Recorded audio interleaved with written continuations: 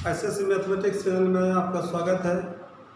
और आज हम इस वीडियो में आपको दो त्रिभुजों की सर्वांग समता के बारे में बताने जा रहे हैं। और अगर आप नए छात्र हैं तो सबसे पहले इस चैनल को सब्सक्राइब करें और अपने मित्रों को भी शेयर करें। ठीक है, आइए हम लोग देखते हैं सबसे पहले कि दो त्रिभुज कब सर्वांग सम होते हैं। ठीक है, चूँकि सर्वांग समता का जो प्रतिबंध है वो दो त्रिभुजों के लिए है। ठीक है, तो सर्वांग समता का प्रतिबंध दो रेखाखंडों के लिए भी होता है, दो आयतों के लिए होता है, दो वर्गों के लिए होता है, दो वृत्तों के लिए होता है। और सबके लिए समान कंडीशन नहीं है, सबके लिए कंडीशन थोड़ा थोड़ा अलग है। ठीक है, तो सर्वांग समता का सीधा अर्थ होता है सर्व अंग और समता। मतलब ये होता है कि दो आकृतियों को अगर हम सर्वांग कहें तो कुल मिलाकर ये समझा जा सकता है कि दोनों आकृति समान है। ठीक है, दोनों आकृति क्या है, समान है। तो आइए सबसे पहले हम यहाँ पर बात कर रहे हैं दो त्रिभुजों की सर्वांग समता पर। चूँकि ये ज्योमेट्री में जो है, ज्यामिति में ये बहुत ही महत्वपूर्ण तथ्य है कि दो त्रिभुज कब सर्वांग सम होते हैं। तो इसको जानते भी होंगे, मैं तो ये नहीं तो कह रहा हूँ आप नहीं जान रहे हैं, आप जान भी रहे होंगे, लेकिन इसके गहराई में आप देखें कि इसमें और क्या हो सकता है। तो सबसे पहले हम दो त्रिभुजों की सर्वांगता संबंधी जो प्रतिबंध बना है उस चीज़ को बता देते हैं मौखिक तौर पर कि इसमें जो है कोई तीन अंग बराबर होना चाहिए। ठीक है, तो सबसे पहले सर्वांग समता का पहला प्रतिबंध बना एस एस एस, मतलब भुजा भुजा भुजा, अर्थात तीनों भुजा अगर बराबर हो जाए दोनों त्रिभुज का तो दोनों त्रिभुज क्या कहलाते हैं, सर्वांग सम। ठीक है, तो एस एस एस प्रतिबंध को क्या समझना है कि एक त्रिभुज की तीनों भुजाएं क्रमशः दूसरे त्रिभुज की तीनों भुजाओं के बराबर हो तो कहा जाता है कि दोनों त्रिभुज सर्वांग सम है। ठीक है, चलिए ये पहला प्रतिबंध बना। पहला प्रतिबंध क्या बना, तो देखिए सर्वांग समता का प्रतिबंध पहला बना एस एस एस। ठीक है, तो दूसरा क्या बना है, तो इस पर एक सवाल हुआ कि क्या तीनों भुजा बराबर नहीं होगा तो क्या त्रिभुज सर्वांग सम नहीं होगा। बोला हाँ हो सकता है। तो बोला दो भुजा कम से कम बराबर होता, तो एक भुजा का क्या हो गया, छूट मिला, तो दो भुजा बराबर होगा। तो हमें तो तीन अंग चाहिए, तो दो भुजा और एक कोण सेलेक्ट किया।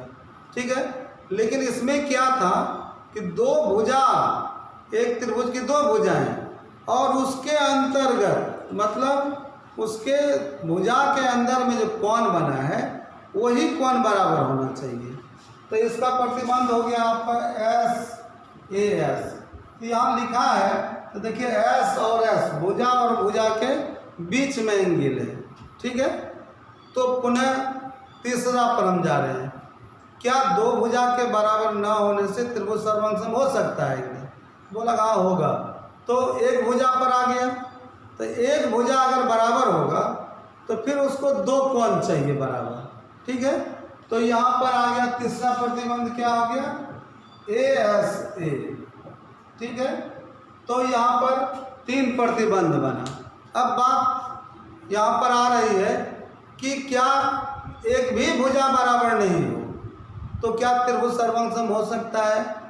तो आप कंफर्म ये जान लीजिए कि अगर एक भी भुजा बराबर नहीं होगा तो त्रिभुज सर्वांग सम नहीं होगा, क्योंकि वहाँ से क्या हो रहा था, तीनों भुजा बराबर पहले, उसके बाद आया दो भुजा बराबर, उसके बाद आया एक भुजा बराबर कम से कम होना चाहिए।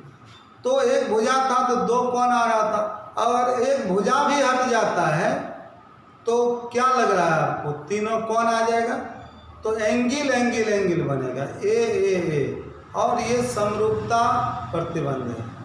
समझ गया ना, ये समरूपता है और हम लोग पहले सर्वांग समता को जान रहे हैं। ठीक है, तो सर्वांग समता जो है और समरूपता में बाद में हम अंतर बताएंगे। अब सर्वांग सम की आकृति को हम लोग कब कर सकते हैं?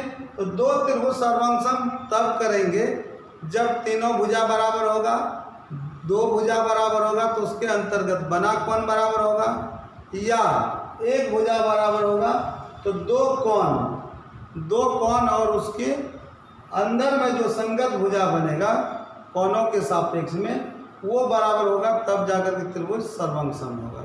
आइए इसको हम त्रिभुज के फिगर के माध्यम से देखते हैं। तो पहला है आपका एस एस एस एस के लिए एस एस एस सर्वसमता प्रतिबंध।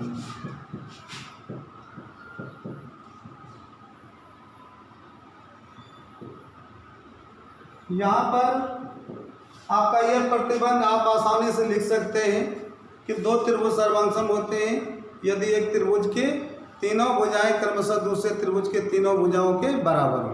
ठीक है, आइए फिगर में देखते हैं कि दो त्रिभुज सर्वसम, यहाँ पर हमें दो त्रिभुज का फिगर बनाना है और दोनों त्रिभुज को सर्वसम ए बी सी और दूसरा त्रिभुज है पी क्यू आर, इसको सर्वसम करना है। तो सर्वसम करने के लिए आपको क्या आपका डिमांड होना चाहिए कि तीनों भुजा बराबर रहना चाहिए। ठीक है, तो यहाँ पर हम लाते हैं त्रिभुज ए बी सी और तथा त्रिभुज पी क्यू आर में क्या बराबर है आपका, ए बी भुजा पी क्यू के बराबर, ए बी भुजा पी क्यू के बराबर, बी सी भुजा क्यू आर के बराबर, क्यू आर के बराबर। तो बचा क्या, तीसरी भुजा ए सी बराबर पी आर होगा, तो ए सी बराबर पी आर भी बराबर है, ए सी बराबर पी आर। तो क्या देखा आपने कि तीनों भुजा एक त्रिभुज का क्रमशः दूसरे त्रिभुज के तीनों भुजाओं के बराबर चल रहा है। तो ये आपका साइड हो गया, साइड हो गया, साइड हो गया, तीनों भुजा बराबर हो गया। तो हम लिख सकते हैं त्रिभुज ए बी सी सर्वसम त्रिभुज पी क्यू आर। और कौन सा प्रतिबंध अप्लाई हुआ, एस एस एस सर्वसमता प्रतिबंध। अब यहाँ पर बात आती है कि त्रिभुज जब सर्वसम हो गया तब रिजल्ट हम क्या दे सकते हैं। तो रिजल्ट क्या बचा, सब भुजा तो बराबर है पहले से, तब सर्व अंग सम हुआ। तो अंग में क्या बचा, भुजाओं के बाद कौन बच रहा है, आप सभी कोण को बराबर लिख सकते हैं। तो किस कोण को बराबर लिखते हैं, तो जो कोण संगत होगा उसके बराबर लिखने का प्रयास कीजिए, समझ गए ना, जो कोण संगत होगा। तो देखिए ए कोण का संगत P बना है, कोण A बराबर कोण P होगा, कोण B बराबर कोण Q होगा और एंड कोण C बराबर कोण R हो जाएगा।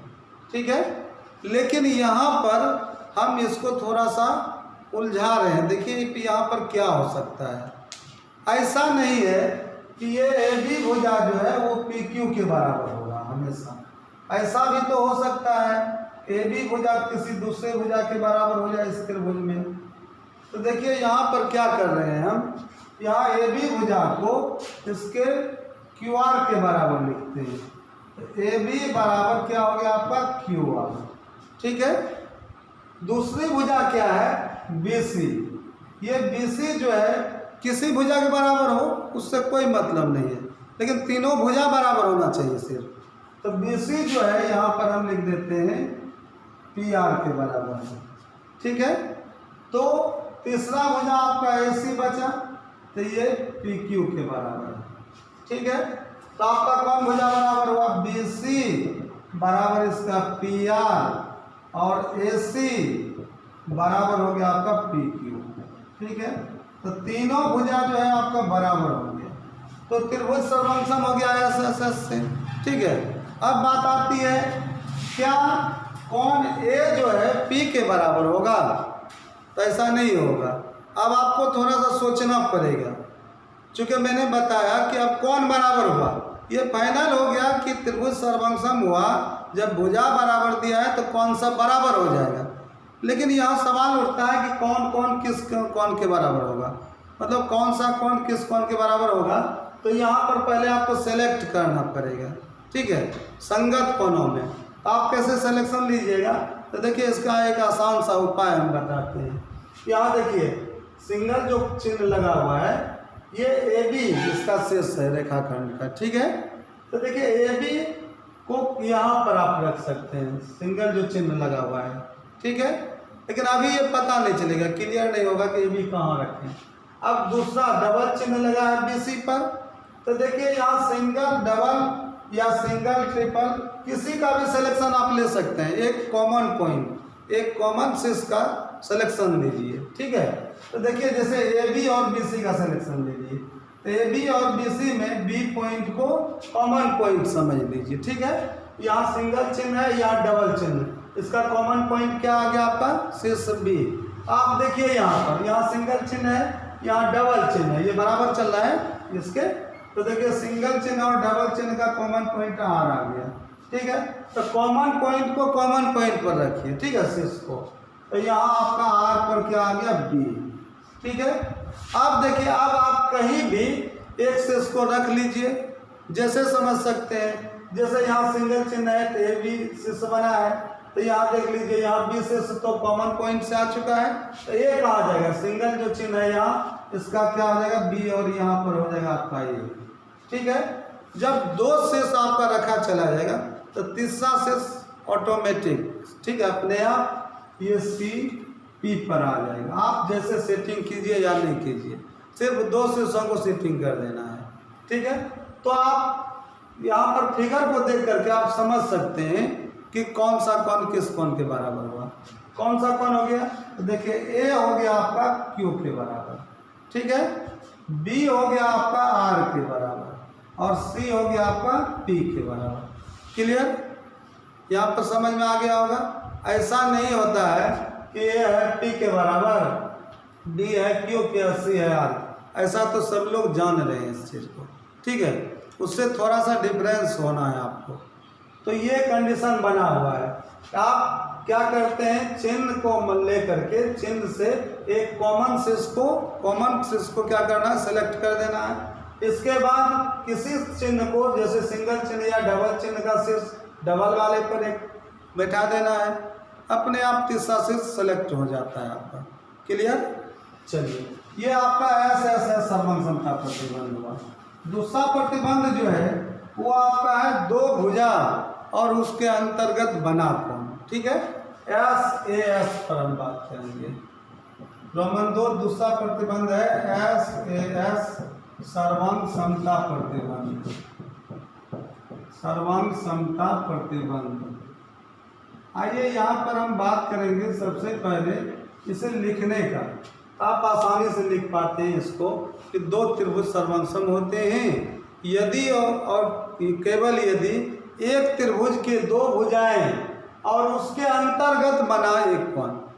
क्रमशः पुनः वही बात दोहराइए, क्रमशः दूसरे त्रिभुज की दो भुजाएं और उसके अंतर्गत बने एक कोण के बराबर हो, ठीक है। इसे संक्षेप में हम लोग ऐसे सर्वांगसमता प्रतिबंध कहते हैं, ठीक है। आइए फिगर से देखते हैं इसको। दो त्रिभुज सर्वांगसम करना है ऐसे ऐसे, दो त्रिभुज सर्वांगसम करना है तो त्रिभुज का जो फिगर होना चाहिए देखने में पहले से सर्वांगसम होना चाहिए। सर्वांग देख करके कहा जा सकता है ये सेम एक ही जैसा फिगर है और समान भुजा से रिलेटेड होना चाहिए, ठीक है। तो यहाँ पर जो है दोनों त्रिभुज को कंपेयर तुलना में लाते हैं, त्रिभुज ए बी सी और त्रिभुज पी क्यू आर में। अब यहाँ पर देखिए कोई दो भुजा बराबर सेलेक्ट कर लीजिए, दोनों त्रिभुज का दो दो भुजा, ठीक है। तो यहाँ पर देखिए ए बी भुजा पी क्यू के बराबर, पहले नॉर्मली पहले सामान्य रूप से, ठीक है। ए बी भुजा किसके बराबर, पी क्यू के, और ए सी भुजा पी आर के बराबर है, ठीक है। हम लिखते हैं इसका ए बी उसका पी क्यू और इसका ए सी और उसका पी आर, ये बराबर है, दो भुजा बराबर हो गया।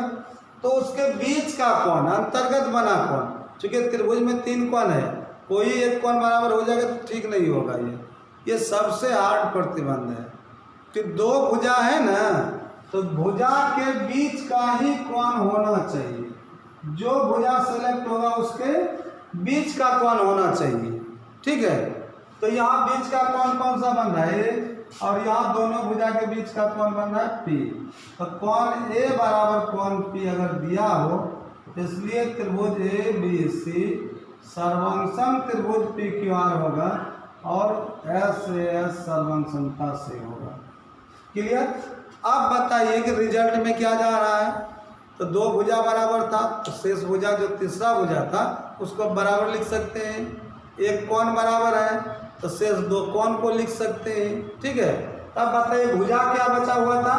तो रिजल्ट में आप दे सकते हैं BC भुजा किसके बराबर, QR के बराबर, BC बराबर QR होगा। और रिजल्ट क्या बच रहा है, चूंकि एक कोण बराबर किए हैं दिया हुआ था, तो बताइए दो कोण है, तो दो कोण जो होगा कोण में फिर पुनः संगत लिखना पड़ेगा। भुजा में क्या होता है AB को BA भी लिख सकते हैं। यहाँ 20 जैसे BC है आपका तो BC को CB भी लिखेगा चलेगा, चूँकि वो भुजा जो है रेखाखंड की लंबाई है। ठीक है। तो उसमें आप आगे पीछे पॉइंट को दे देंगे तो कोई दिक्कत नहीं होता है। लेकिन यहाँ पर कोण लिखने में क्या होगा, तो संगत कोण सेलेक्ट कीजिए। अब आप देखिए यहाँ पर जो है A जो है आपका P के बराबर। ठीक है। तो देखिए ये चिन्ह और ये चिन्ह डबल सिंगल डबल का कॉमन पॉइंट P है, तो यहाँ पर ये है कॉमन पॉइंट दोनों आ गया। तो देखिए यहाँ पर सिंगल चिन्ह इधर आया है तो यहाँ पॉइंट क्या बना है B, यहाँ आया है Q बना है। क्या आपका लग रहा है कि B Q के बराबर होगा, C R के बराबर होगा। तो ये हो गया कोण B बराबर कोण Q एंड कोण C बराबर कोण R। तो ये कहिएगा कि तो पहले से पता है कि A P के बराबर B Q के बराबर C R के बराबर, ऐसा है, इस चीज़ को जान रहे हैं। लेकिन ऐसा भी नहीं है कि आप कोई दो भुजा ले सकते हैं। अगर हम भुजा को चेंज करते हैं, आप देखिए यहाँ पर दोनों त्रिभुज को सर्वंकम करना है। एक त्रिभुज ABC, दूसरा त्रिभुज PQR में। ठीक है। यहाँ पर हम सेलेक्ट कर लेते हैं, एक त्रिभुज आपका है ABC और दूसरा त्रिभुज खींचा गया है PQR। ठीक है। तो यहाँ पर AB भुजा है, तो हम लिख सकते हैं AB भुजा किसके बराबर है, PQ के। AB बराबर PQ। ठीक है। और दूसरा भुजा कौन है, तो कोई और एक भुजा बराबर होना चाहिए। मान लेते हैं कि ये BC भुजा हो गया आपका, ये BC भुजा किसके बराबर हो गया, QR। तो BC बराबर QR। ठीक है। अब बताइए कौन सिलेक्शन में आएगा, कौन सिलेक्शन में आ जाएगा। आपको पता लग रहा होगा कि इस दोनों भुजाओं के बीच का कोण B बना है, भुजा के अंतर्गत कोण होना चाहिए, और इस दोनों भुजाओं के बीच का कोण Q बना है। तो क्या A बराबर P देगा, कम चलेगा, नहीं चलेगा। ठीक है ना। भुजाओं के अंतर्गत ही बना कोण होना चाहिए। ठीक है। तो यहाँ पर B बराबर Q चाहिए, कोण B बराबर कोण Q, तो त्रिभुज क्या हो जाएगा, सर्वांगसम। ठीक है। अब आप देखते हैं कि रिजल्ट में क्या बचा, तीसरा भुजा AC बराबर PR। क्या लिख सकते हैं, AC बराबर PR लिख सकते हैं। और कौन कौन सा बच रहा है, तो B का संगत Q चल रहा है, तो B का पॉइंट Q पर आ रहा है, तो आपको सिमिलर लग रहा होगा। तो A का संगत कौन हो जाएगा, P, और C का संगत R। तो ये का हो जाएगा आपको P और C का लग रहा है आपको R। ठीक है। ये कंडीशन उत्पन्न हो रहा है। अब इस तरह से आपको पता चल गया होगा कि जो भुजा बराबर होगा उसके बीच का ही कोण होना चाहिए S से S में। ठीक है। अब यहाँ पर तीसरा प्रतिबंध हम निकालते हैं। तीसरा प्रतिबंध है आपका ASA, सर्वसमता प्रतिबंध बना है आपका ASA, एंगल साइड एंगल। ठीक है। तो इसका फिगर हम दे रहे हैं। तो यहाँ पर एक त्रिभुज ABC है, दूसरा त्रिभुज क्या चल रहा है, PQR। ठीक है। इसको सर्वसम की तुलना में लाना है, तो त्रिभुज ABC और त्रिभुज PQR में। अब देखिए यहाँ पर एक भुजा बराबर है, सिर्फ एक भुजा बराबर है, तो एक भुजा का सिलेक्शन ले लेते हैं। यहाँ पर AB बराबर PQ, AB बराबर PQ चल रहा है। ठीक है। अब कोण, दो कोण बराबर है, तो दो कोण कौन सा बराबर देना है, तो पहले देखिए जो प्रतिबंध बना है, तो ये प्रतिबंध कह रहा है कि भुजा जो है वो बीच है और भुजा के दोनों शीर्षों पर क्या बना है, दोनों छोर बिंदु पर क्या बना है, कोण बना है। तो देखिए ये भुजा सेलेक्ट किए हैं, तो इसके शीर्ष पर यहाँ कोण ए बना है और बी कोण बना है, यहाँ पर क्या बना है, पी बना है, यहाँ पर क्यू बना है। तो बताइए यही कोण बराबर होना चाहिए। तो बताइए कोण ए बराबर क्या हो जाएगा, कोण ए बराबर कोण पी होगा और कोण बी बराबर कोण क्यू होगा। इसलिए त्रिभुज क्या हो जाएगा, ए बी सी सर्वांगसम त्रिभुज पी क्यू आर, ये आपका होगा ए एस, ए सर्वांग समता प्रतिबंध से। ठीक है, अब बात आती है सर्वांगसम हो गया, तो सर्वांगसम होने के बाद रिजल्ट क्या दे सकते हैं आप, तो आपका एक ही भुजा बराबर था तो दो भुजा बराबर होगा। तो दो भुजा कौन सा बराबर होगा, तो चूंकि ए बी का संगत पी क्यू बना है, ए का संगत पी बना है कोण, तो इसका मतलब वह सेम चल रहा है, तो इसको उठाकर इस पर रखते हैं। तो ए और पी, बी और क्यू, तो बचा बी सी भुजा किसके संगत में आ जाएगा, क्यू आर के। तो ये बी सी बराबर क्यू आर आ जाएगा और ये ए सी बराबर क्या आ जाएगा, पी आर। ए सी बराबर पी आर आएगा और कोण एक जो बचा है कोण सी कोण आर के बराबर हो जाएगा। मतलब ये हुआ कि जो चीज़ बचा है अंग में, अंग का मतलब भुजा और कोण में, तो वो चीज़ आपका बराबर हो जाता है। लेकिन जनरली ये समझना संगत होना चाहिए। ठीक है, तो यहाँ पर बात आती है कि क्या इस दोनों कोणों के अतिरिक्त क्या ये कोण नहीं दिया हो, तो क्या दूसरा कोण देने से त्रिभुज सर्वांगसम हो सकता है। तो सुनिए, हो सकता है इसमें। तो कैसे होगा, तो देखिए यहाँ पर जो है आपका कोई, जैसे यहाँ पर ए बराबर पी दे रहा है, एक भुजा आपका सिलेक्शन हो चुका है क्या, ए बराबर पी। चलिए ए बराबर पी हो गया, ठीक है। अब भुजा कौन चल रहा है, ए बी बराबर पी क्यू, ए बी बराबर पी क्यू, ठीक है। अब बात आती है कि कौन जो है सी जो है कौन आर के बराबर है, क्या कौन सी आर के बराबर चल रहा है। तो यहाँ देखिए कि कौन सी बराबर कौन आर आ गया। अब बताइए कि सी और आर जब बराबर हो रहा है तो क्या ए और सी इसका संगत भुजा कौन चल रहा है, ए सी चल रहा है। और आपका पी और आर बराबर है, तो बताइए पी इसके ए के बराबर है, सी आर के बराबर है, तो इसका संगत भुजा ए सी है, इसका संगत भुजा पी आर है। क्या ए सी बराबर पी आर आपने किया था, यहाँ पर नहीं किया है। तो आपको लग रहा होगा कि ये प्रतिबंध नहीं लगा, ऐसा लग रहा है, ठीक है। तो सही में ऐसा प्रतिबंध नहीं बना है, लेकिन होता क्या है कि ये सर्वांगसम फिर भी हो जाता है। मतलब कोई दो कोण और एक भुजा दे देगा तो सर्वांगसम हो जाएगा, लेकिन कोई दो भुजा दे दे और कोई एक कोण दे देगा तो संभव नहीं होगा। मतलब वह कोण कहाँ रहना चाहिए, अंतर्गत में। तो भुजा के अंतर्गत में कोण होना चाहिए। यहाँ आप कहिएगा भुजा के कोण के अंतर्गत में संगत में भुजा चल रहा है, तो लगेगा कि दोनों में तो वैसा ही है, लेकिन नहीं, कोण दो बराबर है तो ये फ्री है थोड़ा सा। क्या फ्री है, कोई दो कोण और कोई एक भुजा, त्रिभुज सर्वांगसम हो जाएगा। कैसे, तो देखिए हुआ क्या है, घुमा फिरा कर ये ऐसे कंडीशन उत्पन्न करा लेता है। कैसे, तो देखिए यहाँ पर क्या होगा कि दो कोण बराबर है दोनों त्रिभुज का, तो बताइए कि त्रिभुज के तीनों कोणों का योग क्या होता है, 180 डिग्री। जब दो कोण दोनों का आपस में बराबर है तो क्या तीसरा थर्ड एंगल आप निकाल सकते हैं कि नहीं। जैसे मान लेते हैं कि यहाँ पर ए कोण का मान 40 डिग्री, सी कोण का मान 50, सी कोण का मान आपका 80 डिग्री है, 8 4 12 120 डिग्री हुआ। अब ए कोण पी कोण के बराबर है 40, 80 आर कोण जो है वो आपका 80 है, क्योंकि ये दोनों बराबर चल रहा है। तो बताइए तीसरा कोण का मान जो होगा तो क्या होगा, 180 में से 120 घटाएंगे तो 60 बचेगा। तो बताइए इस त्रिभुज में तीसरा कोण क्या कितना निकलेगा, 8 4 12 12 6 18, 60 डिग्री होगा कि नहीं। तो क्या पता चल रहा है कि दो कोण के बराबर होने से तीसरा कोण ऑटोमेटिक बराबर हो जाता है, अपने आप बराबर हो जाता है, ठीक है। तो अगर वह कोण दूसरा कोण बराबर दे दिया था सी बराबर आर और उसके संगत भुजा नहीं चल रहा है कोणों के संगत में, तो हम अभी तत्काल में कहेंगे कि ये ऐसे नहीं है, ठीक है। लेकिन क्या तीसरा कोण अगर हम बराबर लिख दें, क्योंकि दो कोण बराबर है तो तीसरा कोण बराबर अपने आप होता है, तो क्या C और R बराबर है तो क्या B और Q बराबर नहीं लिख सकते हैं? कोण B बराबर कोण Q लिख सकते हैं। आपको पता चल गया होगा, क्योंकि दो कोण बराबर होने से तीसरा कोण अपने आप बराबर हो जाता है, ये रूल है।